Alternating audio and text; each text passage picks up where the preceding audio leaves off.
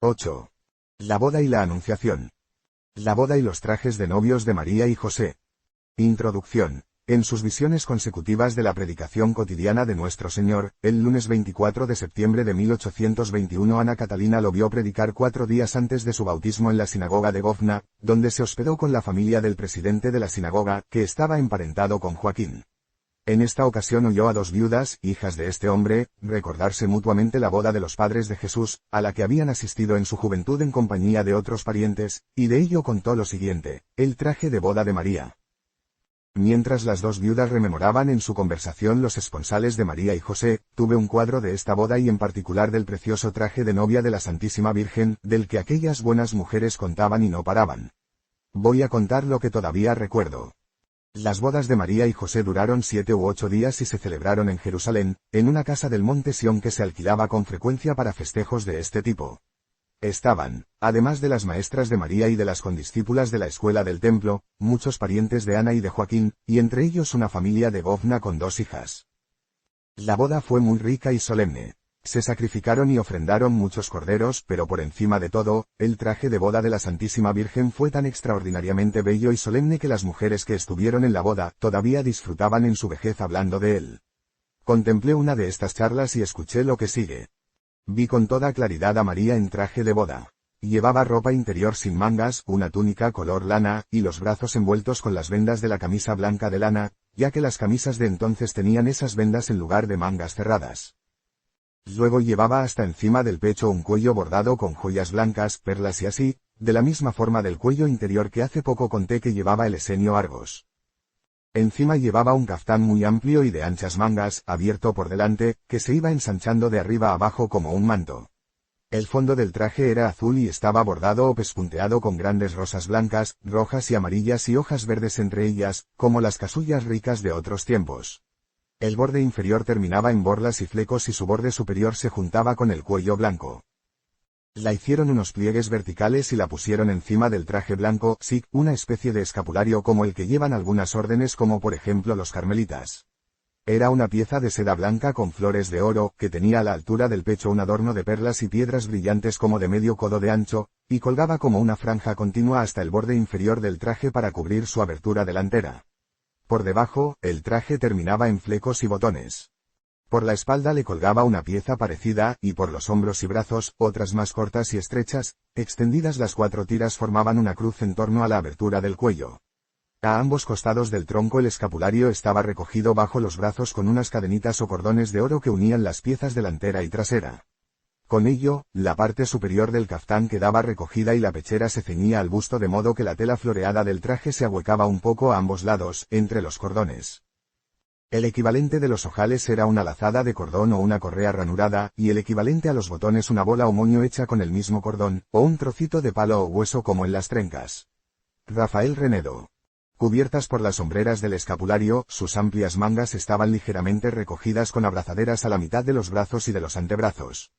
Estas ajorcas, de unos 2 dedos de ancho, estaban decoradas con letras, tenían los bordes vueltos y recogían las anchas mangas abullonándolas alrededor de los hombros, codos y manos, donde las mangas terminaban en puños blancos rizados, creo que de seda o de lana. Encima de todo esto llevaba un gran manto azul celeste como un pañolón. Además de esto, las judías solían llevar en determinadas ocasiones familiares o religiosas una especie de manto de luto, con mangas cosidas en la forma habitual. El velo o manto de María se cerraba al pecho bajo el cuello con un broche, por encima del cual rodeaba su garganta una gorguera rizada como de plumas o capullos de seda. Por detrás el manto caía por encima de los hombros, volvía por los lados adelante y luego volvía a caer por detrás la cola terminada en punta, tenía una orla de flores bordadas en oro. Sus cabellos estaban adornados de un modo indescriptiblemente artístico, partidos con raya en medio y tejidos en un sinfín de rayitas sin trenzar que, entrecruzadas con seda blanca y perlas, formaban una gran red que caía sobre los hombros y cubría la espalda por debajo de la mitad del manto, con un tejido terminado en punta. Las puntas del pelo estaban vueltas hacia adentro, y todo el borde de esta red de cabellos estaba adornada con flecos y perlas que, al tirar hacia abajo con su peso, lo mantenía en orden. En la cabeza llevaba directamente encima del pelo una guirnalda de lana o seda cruda que se cerraba por arriba con 3 cintas de lo mismo que se reunían en un lazo sobre la que descansaba una corona tan ancha como la mano, guarnecida de joyas. Sobre ella con 3 abrazaderas que se unían arriba en un botón.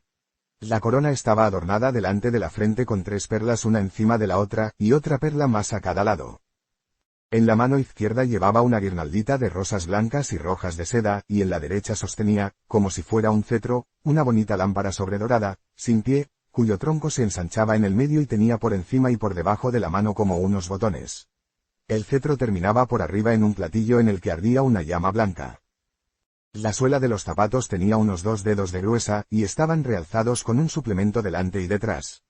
Las suelas eran de tela verde, como si el pie estuviera en el césped, y 2 correas blancas y doradas las sujetaban al empeine del pie desnudo, cuyos dedos, como los de todas las mujeres bien vestidas, estaban cubiertos por una lengüeta de cuero unida a la suela. Las vírgenes del templo tejieron el artístico peinado de María, he visto que varias se ocuparon de ello y que iban más deprisa de lo que pudiera pensarse. Ana había traído aquellos hermosos vestidos, pero María era tan humilde que no tenía muchas ganas de ponérselos. Después de la boda la deshicieron el trenzado de la cabeza, la quitaron la corona y la pusieron un velo largo y blanco como la leche que caía hasta medio brazo, y volvieron a ponerla la corona encima del velo. Descripción de la Santísima Virgen. La Santísima Virgen tenía el cabello rojizo y muy abundante y las cejas negras, altas y finas, la frente muy alta, grandes ojos entornados con grandes pestañas negras, nariz recta, larga y fina, una boca muy noble y amable, la barbilla puntiaguda, estatura mediana, y sus andares con sus ricos atavíos eran suaves, graves y castos. Después, durante la boda, se puso otro vestido a rayas, menos suntuoso, del que tengo un pedacito entre mis reliquias. Este mismo traje a rayas es el que llevó en Caná y también en otras santas ocasiones. El traje de boda todavía lo llevó en el templo alguna vez más, la gente muy rica solía cambiar de traje 3 o 4 veces durante la boda. Con estos magníficos trajes, María tenía un aspecto parecido al de mujeres de tiempos muy posteriores, como por ejemplo, la emperatriz Helena o incluso Cunegunda, aunque la forma habitual de vestir de las judías, tan cerrada, era muy distinta y se parecía más al de las romanas. En el monte Sión, por la parte del cenáculo, vivían muchos tejedores que fabricaban toda clase de hermosas telas, como observé con ocasión de ver estos trajes. El traje de José. José llevaba un traje largo y amplio de color azul claro, cerrado desde arriba hasta el borde inferior con cintas y corchetes o botones. Sus amplias mangas también estaban sujetas con cintas a los lados y estaban vueltas para dentro para servir de bolsillos.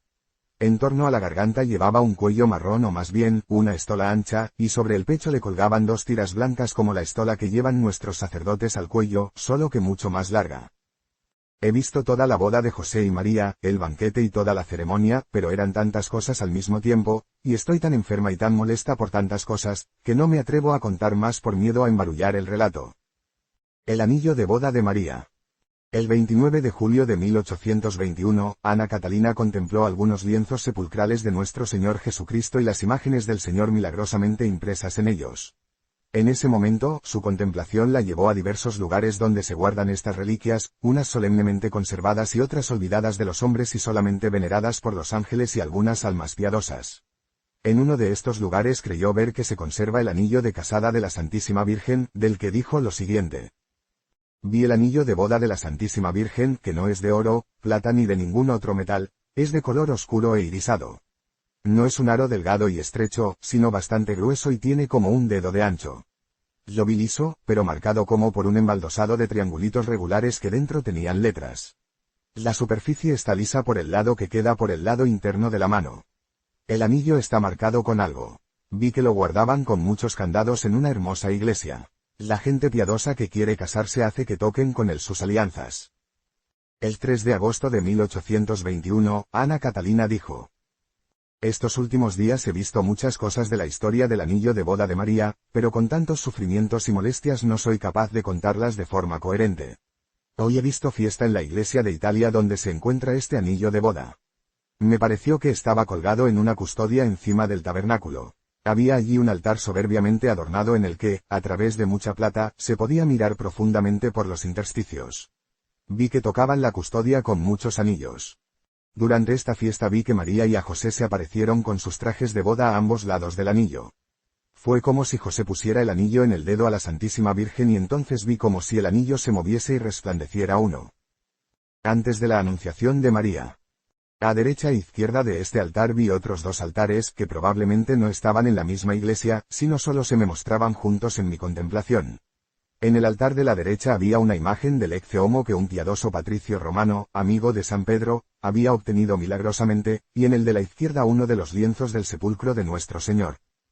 Una vez terminada la boda, Ana regresó a Nazaret con sus familiares, y María también fue para allá en compañía de algunas condiscípulas que habían salido del templo al mismo tiempo que ella.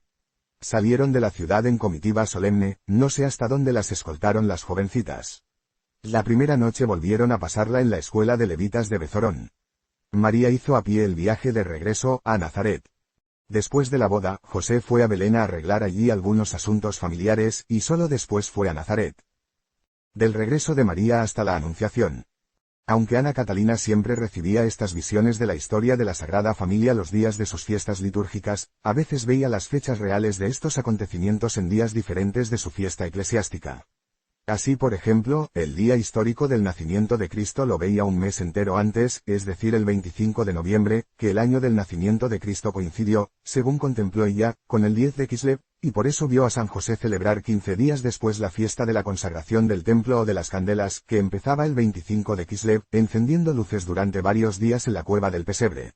De aquí se deduce también que vio la fiesta de la Anunciación un mes antes, es decir, el 25 de febrero. Ana Catalina contó esto por primera vez en 1821, en aquellos días estaba muy enferma, y por tanto al principio sus narraciones eran algo fragmentarias. Ella ya había contado antes que José no fue a Nazaret inmediatamente después de la boda, sino que primero fue a Belén a arreglar cosas de su familia. Ana y su segundo marido, María y algunas compañeras se volvieron a la finca de Ana en Galilea, que distaba de Nazaret poco más o menos una hora. Ana amuebló para la Sagrada Familia la casita de Nazaret, que también era suya, pero la Santísima Virgen siguió viviendo con ella durante la ausencia de José. Antes de que Ana Catalina contase cómo contempló la Anunciación, relató dos fragmentos de visiones anteriores cuyo significado únicamente cabe suponer. Todavía muy débil a consecuencia de una grave enfermedad, contó que algún tiempo después de los esponsales de la Santísima Virgen y San José. He visto una fiesta en casa de Ana. Di un vistazo a casa de Ana, donde vi media docena de invitados además de su segundo marido y los moradores habituales de la casa, con algunos niños y José y María, todos reunidos en torno a una mesa en la que había jarras. La Santísima Virgen llevaba un manto de colores rojo, azul y blanco, salpicado de flores como las antiguas casullas. Llevaba un velo transparente y encima del otro negro. Esta fiesta parecía formar parte aún de los festejos de las bodas. De esto ya no contó nada más y solo podemos suponer que este banquete se celebró cuando la Santísima Virgen dejó a su madre al llegar José para ir a vivir con él a la casa de Nazaret. Al día siguiente contó: en mi contemplación de esta noche buscaba a la Santísima Virgen y mi guía me llevó a casa de Ana, que ya conozco en todos sus detalles. No encontré en ella a José ni a María y vi que Ana se preparaba para ir a Nazaret, que estaba cerca, donde la Sagrada Familia vivía ahora. Ana tenía un atillo debajo del brazo para llevárselo a María. Para ir a Nazaret, que está en un cerro, primero atravesó un llano y luego una zona de monte bajo. Yo me fui allí también. La casa de José no estaba lejos de la puerta de la ciudad y no era tan grande como la de Ana. Estaba cerca de un pozo cuadrado al que se bajaba por unos escalones. Delante de la casa había un corralito cuadrado. Ana visitó a la Santísima Virgen y la entregó lo que la había traído. María lloró muchísimo cuando su madre se volvió a su casa y la acompañó durante un trecho. A San José lo vi en una habitación separada en la parte delantera de la casa. Esta información fragmentaria podemos completarla suponiendo que Ana visitó por primera vez en Nazaret a la Santísima Virgen y la llevó un regalo. María, que ahora vivía sola y separada de su querida madre, derramó lágrimas de emoción cuando Ana se fue y la acompañó. José todavía estaba allí. La casita de Nazaret. La casita de Nazaret que Ana había preparado para María y José pertenecía a Santa Ana, que podía llegar hasta ella desde su casa por caminos apartados sin ser observada, en media hora de camino. La casita estaba en una pequeña colina, ni edificada ni excavada, sino separada de la colina por la parte de atrás a la que llevaba un sendero angosto excavado en la misma roca. En su parte posterior, la casa tenía por arriba una abertura en forma de ventana que miraba a lo alto de la colina. Detrás de la casa estaba bastante oscuro. La parte posterior de la casita era triangular y más alta que la de delante. La parte baja estaba cavada en la piedra, la parte alta era de materiales ligeros. El dormitorio de María donde tuvo lugar la anunciación del ángel estaba en la parte posterior. Esta pieza tenía forma semicircular debido a los tabiques de zarzos groseramente tejidos que cubrían las paredes posteriores en lugar de los biombos ligeros que solían usarse. Los tabiques que cubrían las paredes tenían dibujos de varias formas y colores. El lecho de María estaba en el lado derecho, detrás de un tabique de zarzo. En la parte izquierda estaba el armario y la mesita con el escabel, y ese era el lugar donde rezaba María. La parte posterior de la casa estaba separada del resto por la pared del hogar, en cuyo centro se levantaba la chimenea hasta el techo. La chimenea salía por una abertura del techo y terminaba con un tejadillo. Más tarde he visto dos campanillas colgadas al final de la chimenea. A derecha e izquierda del fogón había dos puertecitas con 3 escalones que daban al cuarto de María. En las paredes del hogar había varios huecos abiertos con el menaje y otros enseres que aún veo en la casa de Loreto. Detrás de la chimenea había una viga de cedro pegada a la pared de la chimenea. De este poste vertical salía otro atravesado hasta el centro de la pared trasera, en él se introducían postes por ambos lados. El color de estos maderos era azulado con adornos amarillos. A través de ellos se veía el techo, que estaba revestido por dentro con hojas y esteras. En los ángulos estaba adornado con estrellas. La estrella del ángulo central era grande y parecía representar el lucero de la mañana. Más tarde he visto allí más estrellas. La lámpara colgaba de la viga horizontal que iba por una abertura exterior de la pared de la chimenea al centro de la pared trasera. Debajo de la chimenea se veía otro poste. Por fuera el techo no era en punta, sino llano y se podía caminar por él pues la azotea estaba resguardada con un parapeto. Cuando la Santísima Virgen dejó la casita de Nazaret después de la muerte de San José y se fue a vivir a las cercanías de Cafarnaúm, se empezó a adornar la casa, conservada como un lugar sagrado de oración. María peregrinaba muchas veces de Cafarnaúm hasta allí para visitar el lugar de la Encarnación y entregarse a la oración. Pedro y Juan, cuando iban a Palestina, solían visitar la casita para consagrar en ella, pues se había instalado un altar en el lugar donde había estado el hogar. El armarito que María había usado lo pusieron sobre la mesa del altar como a manera de tabernáculo, la Santa Casa en Loreto. He visto muchas veces el traslado de la Santa Casa a Loreto. Yo no lo podía creer, a pesar de haberlo visto varias veces en visión. La he visto llevada por 7 ángeles que se cernían sobre el mar con ella. No tenía piso, y en lugar de suelo tenía un fundamento de luz y claridad. Por ambos lados tenía como agarraderas, 3 ángeles la sostenían por un lado y 3 por el otro para llevarla por los aires. Uno de los ángeles volaba delante arrojando una gran estela de luz y resplandor. Recuerdo que llevaron a Europa la parte posterior de la casa con el hogar y la chimenea, el altar del apóstol y la pequeña ventana.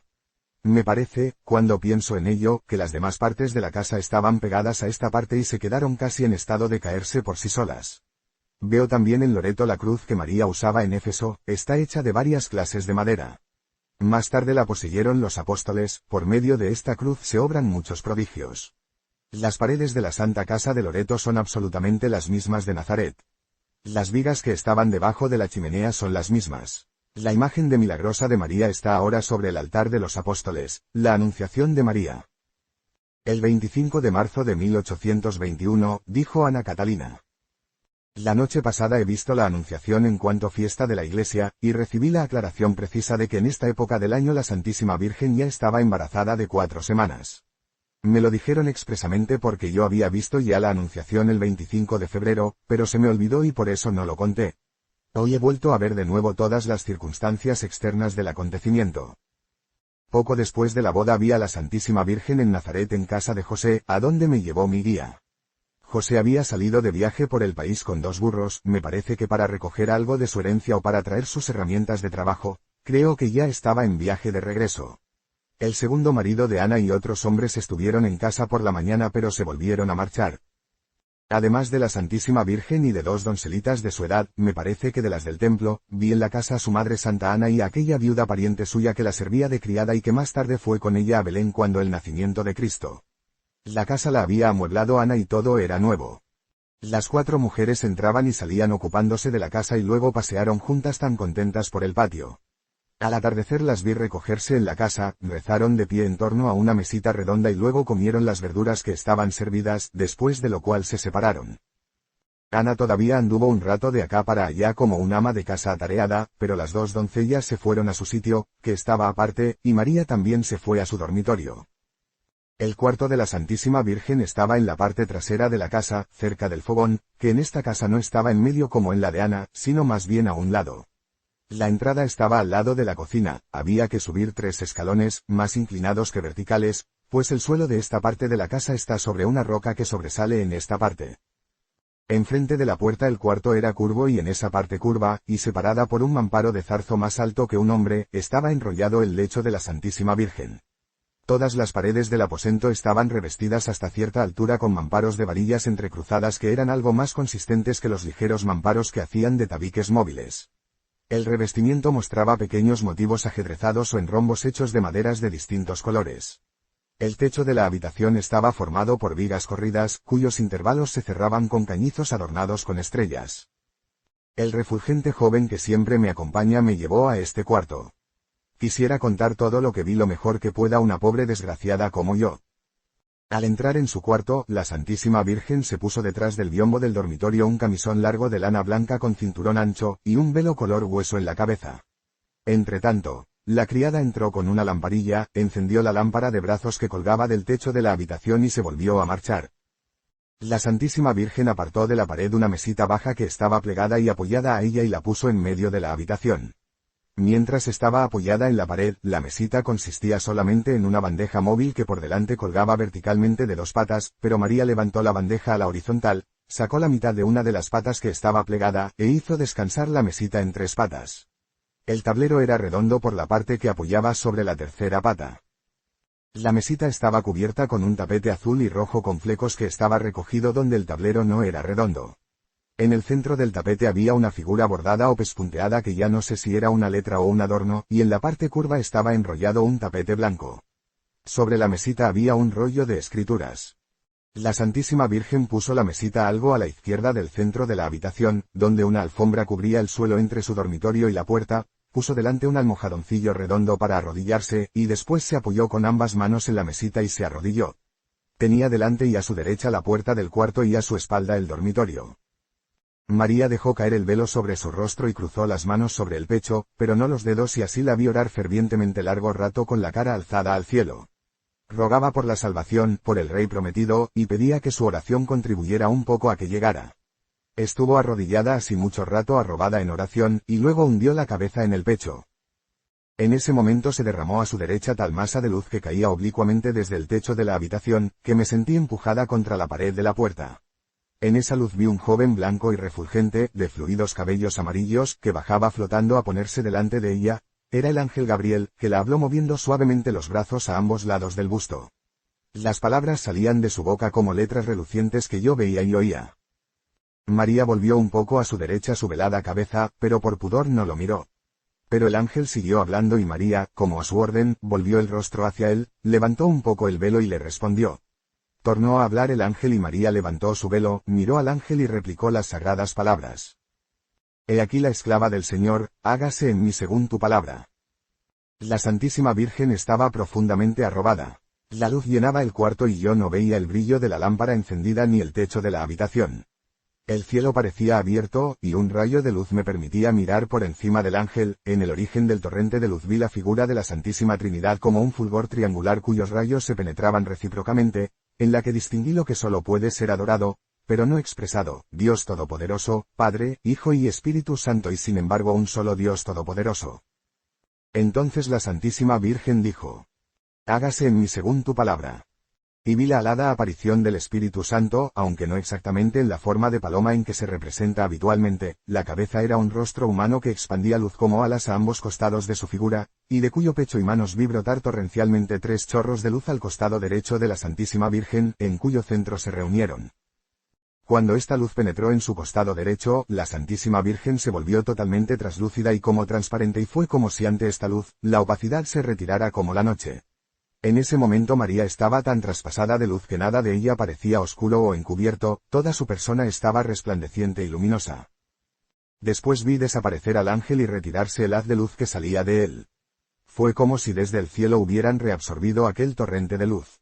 Mientras la luz se retiraba, cayeron sobre la Santísima Virgen muchos capullos de rosas blancas, cada una con una hojita verde. Mientras veía todo esto en la habitación de María, tuve una peculiar sensación personal, la angustia permanente de que me tendían un lazo, y entonces vi una asquerosa serpiente que subía arrastrándose por la casa y los escalones hasta la puerta donde yo estaba. Cuando la luz penetró en la Santísima Virgen, el monstruo ya había llegado al 3er escalón. La serpiente tenía el tamaño aproximado de un chiquillo, la cabeza ancha y plana y a la altura del pecho dos patitas membranosas con garras, como alas de murciélago, con las que se desplazaba. Tenía toda clase de manchas de colores repugnantes y recordaba a la serpiente del paraíso, pero más espantosa y deforme. Cuando el ángel desapareció del aposento de la Santísima Virgen, pisó delante de la puerta la cabeza de este horror, que rugió tan espantosamente que me estremecí. Entonces vi aparecer 3 espíritus que echaron al monstruo fuera de la puerta de la casa a golpes y patadas. Después que aquel ángel desapareció, vi que la Santísima Virgen, completamente recogida y sumida en profundo éxtasis, reconocía y adoraba en su interior la encarnación del Salvador prometido, en forma de una figurita humana de luz con todos sus miembros ya formados, incluso los deditos. ¡Ay, qué distinto es Nazaret de Jerusalén! Allí las mujeres tienen que quedarse en el atrio sin poder entrar en el templo, y solo los sacerdotes pueden entrar en el santo, pero aquí en Nazaret, en esta iglesia, el templo mismo es una doncella, y el sumo sacerdote y el Santísimo están en ella, y con él solo está ella. Qué amoroso y qué maravilloso es todo, y sin embargo, qué cosa más sencilla y natural.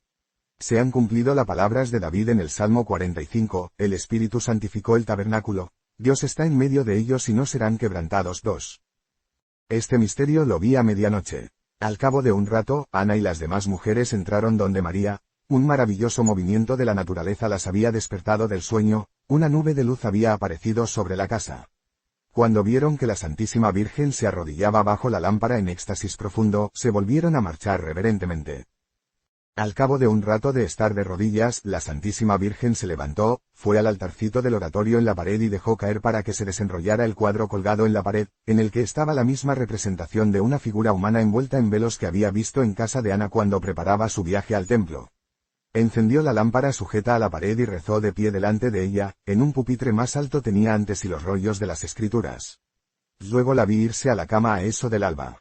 Entonces mi guía me sacó afuera, y cuando ya estaba en el pequeño patio delantero de la casa me asusté mucho pues allí acechaba escondida la asquerosa serpiente, que se me tiró y quería meterse en los pliegues de mi ropa. Yo tenía un miedo horrible, pero mi guía me sacó rápidamente de allí y de nuevo aparecieron los 3 espíritus que volvieron a pegar al monstruo, cuyos horribles gritos todavía creo oír con escalofríos.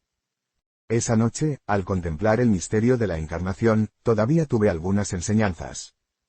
Ana tuvo la gracia de una iluminación interior y la Santísima Virgen supo que había concebido al Mesías, al Hijo del Altísimo, todo su interior estaba iluminado a los ojos de su alma. Pero a pesar de ello María aún no sabía que el trono de David su padre que daría el Señor a su hijo sería sobrenatural, y tampoco sabía entonces que la casa de Jacob sobre la que iba a reinar por toda la eternidad, según las palabras de Gabriel, sería la iglesia en la que volvería a reunirse la humanidad renacida. La Santísima Virgen creía que el Salvador sería un rey santo que purificaría a su pueblo y le daría la victoria sobre los infiernos. Tampoco sabía entonces que para salvar a los humanos, este rey tendría que morir de amarga muerte. Se me enseñó por qué el Salvador quiso permanecer 9 meses en el seno de su madre, porque quiso nacer niño en vez de nacer perfecto y tan hermoso como el Adán recién creado, pero ya no soy capaz de contarlo con claridad. Sin embargo todavía persiste en mí la certeza de que el Salvador quiso volver a santificar la concepción y el nacimiento humanos, tan envilecidos por el pecado original. Y María había llegado a ser madre suya y él no había venido antes, porque solo ella, y ninguna otra criatura antes ni después de ella, era el vaso limpio para la gracia que Dios prometió a los hombres de humanarse y rescatarlos de sus culpas al satisfacer con su pasión. La Santísima Virgen era la única flor pura que brotó en el género humano, y floreció en la plenitud de los tiempos. Desde el principio habían contribuido a su llegada todos los seres humanos que fueron hijos de Dios y lucharon por la salvación. María era el único oro puro de toda la tierra. De toda la humanidad, solo María era carne pura y sangre inmaculada, preparada, depurada, congregada y ungida por todas las generaciones de sus antepasados, dirigida, protegida y fortalecida por la ley hasta que brotó como plenitud de la gracia. Estaba prevista desde toda la eternidad y pasó por el tiempo como Madre del Eterno. En las fiestas de la Madre de Jesús, la Iglesia hace decir de sí misma a la Virgen en los proverbios de Salomón por boca de la sabiduría divina. El Señor me poseyó desde el principio de sus caminos, antes que hiciera nada en el comienzo. Fui decretada eternamente y desde el principio, antes que fuera hecha la tierra. Aún no existían los abismos y yo ya había sido concebida, aún no habían brotado las fuentes de las aguas, aún no habían sido asentados los montes con su pesada mole, yo fui engendrada antes que los collados. Aún no había hecho la tierra ni los ríos ni los quicios del orbe de la tierra. Cuando preparaba los cielos, allí estaba yo; cuando ceñía los abismos con valla y ley inmutable; cuando afirmaba los astros arriba y nivelaba las fuentes de las aguas; cuando ponía términos al mar y dictaba la ley a las aguas para que no pasaran de sus límites; cuando pesaba los fundamentos de la tierra, con él estaba yo, ordenándolo todo, y me deleitaba todos los días jugando delante de él todo el tiempo, jugando con el orbe de las tierras, y mis delicias eran estar con los hijos de los hombres. Ahora pues, hijos míos, oídme. Bienaventurados los que guardan mis caminos. Escuchad el consejo y sed sabios y no lo despreciéis. Bienaventurado el varón que me oye y que vela todos los días a mi puerta y que guarda los umbrales de mi puerta. El que me encontrare a mí, encontrará la vida y beberá a la salud del Señor.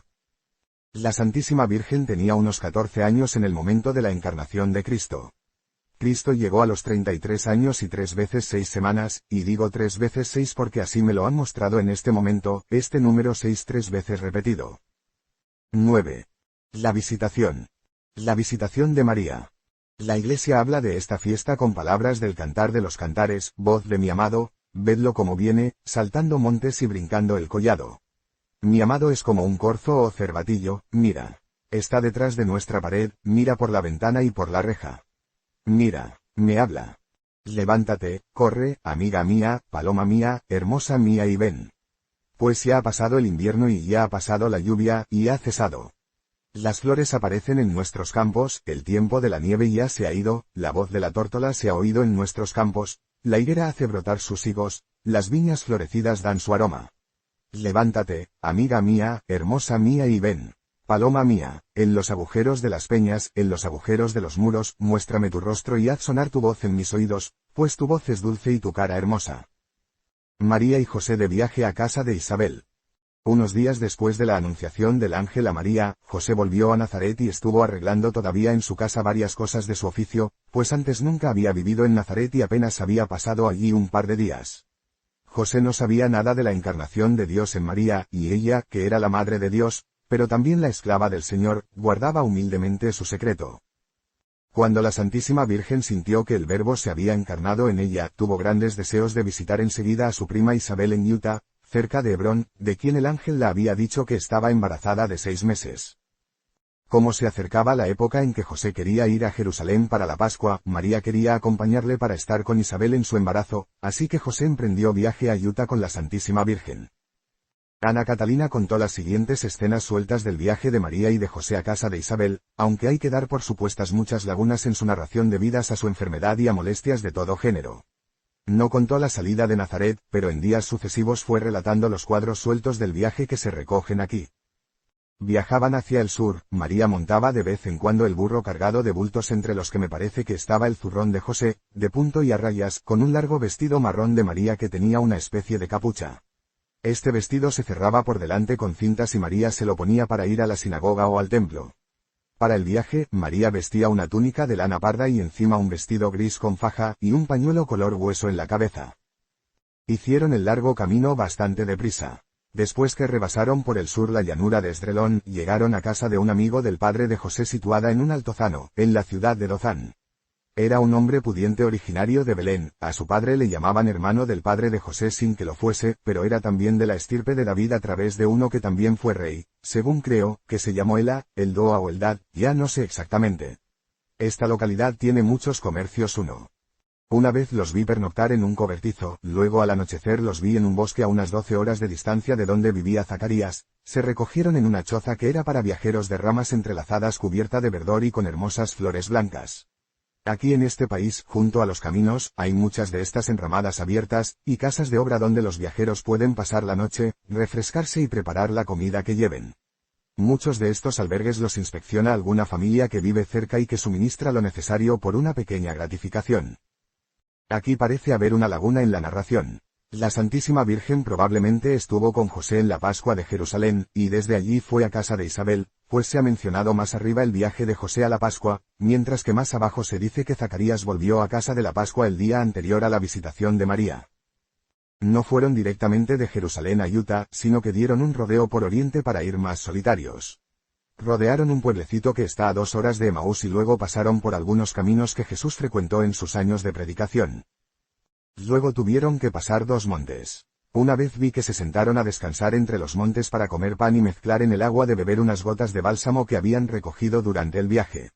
Todo esto de por aquí era muy montañoso, los viajeros pasaron junto a rocas que eran más anchas por arriba que por abajo, y también se veían por allí grandes simas y toda clase de piedras extrañas.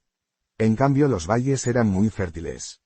Su camino los llevó después por bosques, brezales, prados y campos. Hacia el final del camino reparé especialmente en una planta con finas hojitas verdes que tiene racimos de 9 campanillas o copitas cerradas de color rosa pálido. Tienen algo y tuve que hacer algo con ellas, pero se me ha olvidado 2. María y José llegan a casa de Isabel y Zacarías. Observación previa. Ana Catalina contó algunas de las visiones que siguen en julio de 1820, con ocasión de la fiesta de la Visitación de María, pero otras se presentaron a su alma al contemplar la conversación de Jesús con Eliud, un anciano esenio de Nazaret, que le acompañó al bautismo de Juan en septiembre del primer año de predicación. Eliud, que había gozado de la confianza de la Sagrada Familia, contó a Jesús muchas cosas de su primera infancia y de la historia de José y María. La casa de Zacarías se hallaba en una colina aislada, por los alrededores había grupos de casas y no lejos de allí bajaba de la montaña un torrente bastante caudaloso. Me parece que esta era la época en que Zacarías volvía a casa de la Pascua en Jerusalén. Vi que Isabel, impulsada por un poderoso anhelo, salió de casa un buen trecho por el camino de Jerusalén, y que Zacarías, que venía de regreso, se asustó mucho de que en su estado se alejara tanto por el camino a su encuentro. Ella le dijo lo conmovido que tenía el corazón, y que no hacía más que pensar que venía a verla su prima María de Nazaret. Zacarías trató de quitarla la idea escribiendo en su pizarrita, y la dio a entender lo inverosímil que era que una recién casada emprendiera tan largo viaje. Luego volvieron juntos a casa. No obstante, Isabel se resistía a abandonar sus esperanzas, pues había sabido en sueños que una de su familia se había convertido en madre del Mesías prometido. Había pensado que se trataba de María, suspiraba por ella y en espíritu la había visto que venía de camino a lo lejos.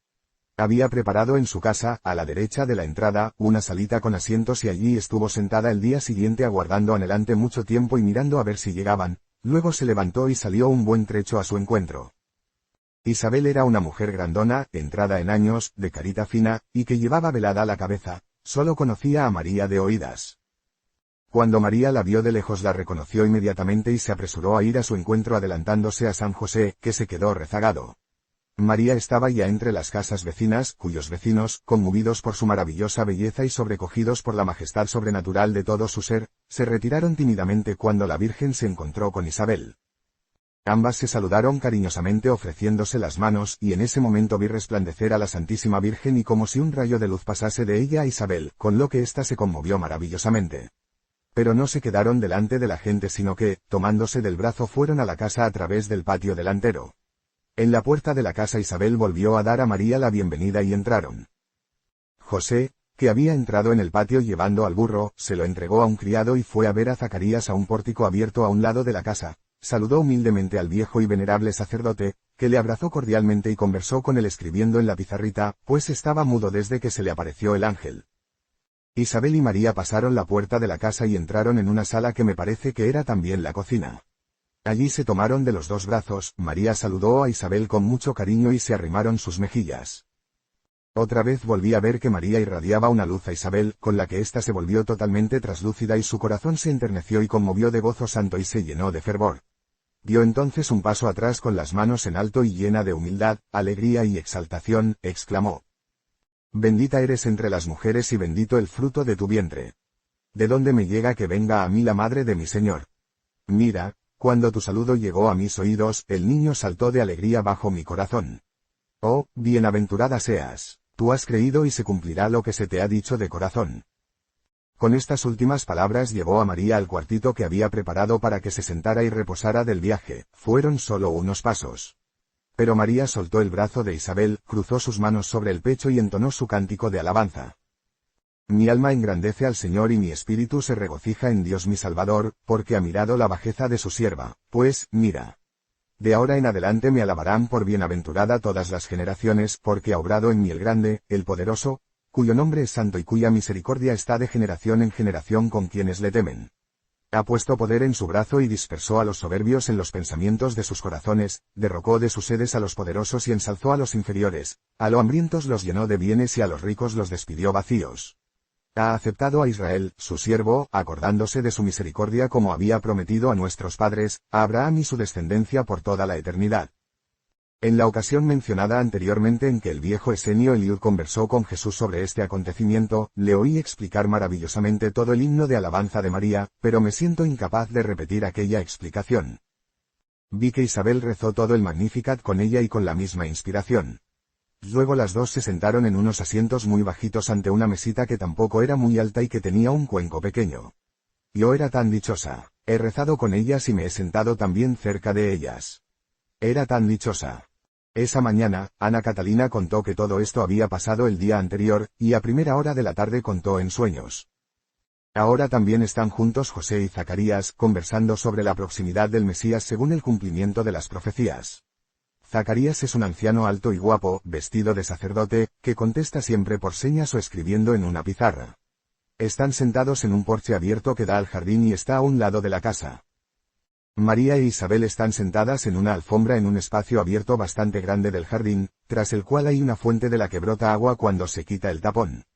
Todo alrededor veo hierba, flores y árboles con ciruelitas amarillas. Toman juntas panecillos y frutas pequeñas del zurrón de viaje de José. Qué sencillez y qué frugalidad más conmovedora. En la casa hay 2 criadas y 2 criados a los que veo ir y venir para preparar una mesa con comida bajo un árbol. Llegan José y Zacarías y comen algo. José quería volverse enseguida a Nazaret, pero seguramente se quedará 8 días. No sabe nada del estado de buena esperanza de la Santísima Virgen. Isabel y María se lo callan, ambas mantienen en su interior una mutua relación, honda y secreta. Varias veces al día, y sobre todo cuando estaban reunidos antes de comer, las santas mujeres recitaban una especie de letanía 3. José la rezaba también con ellas y entonces yo veía que aparecía entre ellos una cruz, y es que entonces no solo había una cruz, sino que era como si se visitaran 2 cruces 4. El 3 de julio contó. Ayer por la tarde cenaron todos juntos y estuvieron sentados casi hasta medianoche junto al farol y bajo el árbol del jardín. Después vi a José y Zacarías solos en un oratorio, y a Isabel y a María en su cuartito. Estaban de pie, se daban frente una a otra y rezaban juntas el Magnificat muy recogidas y como arrobadas. Además de los vestidos ya descritos, la Santísima Virgen llevaba también un velo negro transparente y lo dejaba caer cuando hablaba con hombres. Hoy Zacarías ha llevado a José a otro huerto que está más apartado de la casa. Zacarías es puntual y ordenado en todas sus cosas. El huerto está muy bien plantado y cuidado, tiene hermosos árboles y mucha clase de frutos, y en el medio, un umbrío embarrado. Escondida en un extremo del huerto se encuentra una casita de recreo que tiene la puerta a un lado. En la parte alta de la casa hay huecos de ventanas pero están cerradas con cerrojos. Dentro hay una tumbona de mimbre acolchada con musgo o con otras hierbas finitas. Allí vi también 2 figuras blancas del tamaño de niños, no sé exactamente cómo habían llegado allí ni lo que significaban, pero me resultaron muy parecidas a Zacarías e Isabel, solo que mucho más jóvenes. Hoy por la tarde vi a María e Isabel ocuparse juntas de la casa. La Santísima Virgen participaba en todas las tareas domésticas y preparaba toda clase de cosas para el niño que se esperaba. Las vi trabajar juntas en una colcha grande, un tapiz para dormir cuando Isabel estuviese recién dada a luz. Las judías, cuando daban a luz, se servían de estas colchas, en cuyo centro estaba bien sujeto un saco en el que la madre y el niño podían arroparse completamente. Se metían dentro como en un gran zapato o en un barquito, y allí estaban tan envueltos como un bebé fajado en sus pañales. Allí podían estar tumbadas o incorporadas apoyándose en cojines. La alfombra tenía bordados en el borde versículos y flores.